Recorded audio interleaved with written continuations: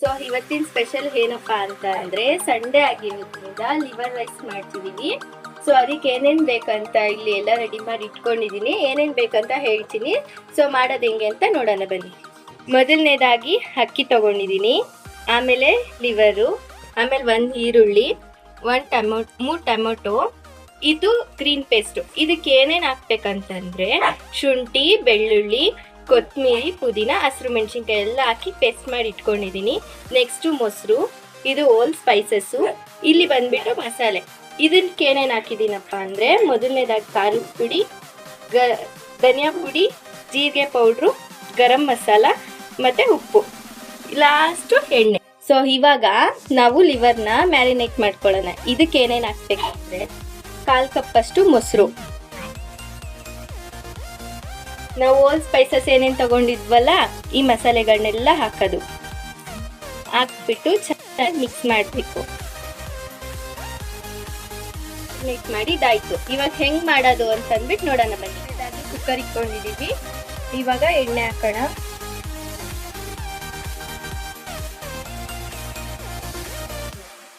ಓಲ್ spices ಹಾಕೊಳ್ಳೋಣ. ಸ್ವಲ್ಪ fry ಆದ್ಮೇಲೆ ಈರುಳ್ಳಿ ಹಾಕೊಳ್ಳೋಣ.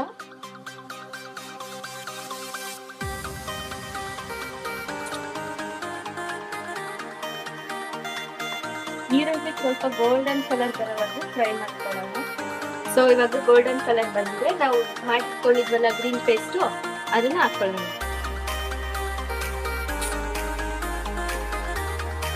ಈ ಗೋಲ್ಡನ್ ಪೇಸ್ಟು ಹಸಿ ವಾಸನೆ ಹೋಗೋವರೆಗೂ ಫ್ರೈ ಮಾಡ್ಕೊಳ್ಳೋಣ.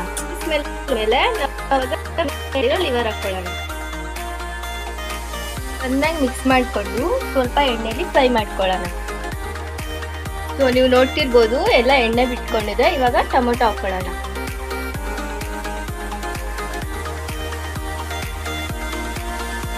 ಸೊ ಇವಾಗ ನೀವು ನೋಡ್ತಿರ್ಬೋದು ಲಿವರು ಕೂಡ ಚೆನ್ನಾಗಿ ಎಂಡಿದೆ. ಸೊ ಈಗ ನಾವು ಬಿರಿಯಾನಿ ಪೌಡರ್,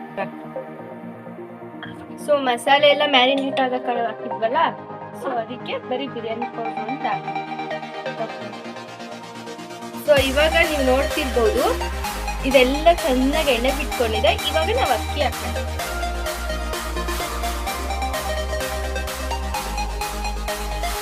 ಸೊ ಇವಾಗ ನೋಡ್ತಿರ್ಬೋದು ಅಕ್ಕಿ ಎಲ್ಲ ಚೆನ್ನಾಗಿ ಮಿಕ್ಸ್ ಆಗಿದೆ.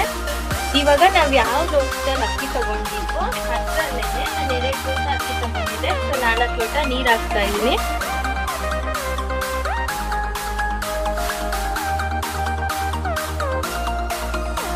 ಸೊ ಇವಾಗ ನೀವು ನೋಡ್ತಿರ್ಬೋದು ಈಗ ಚೆನ್ನಾಗಿ ಒಂದು ಕುದಿ ಬಂದಿದೆ. ಒಂದು ಕುದಿ ಬಂದ ಮೇಲೆ ನಾವು ಇದಕ್ಕೆ ಸ್ವಲ್ಪ ಕೊತ್ತಂಬರಿ ಹಾಕ್ಬಿಟ್ಟು ಲಿಡ್ ಕ್ಲೋಸ್ ಮಾಡೋಣ.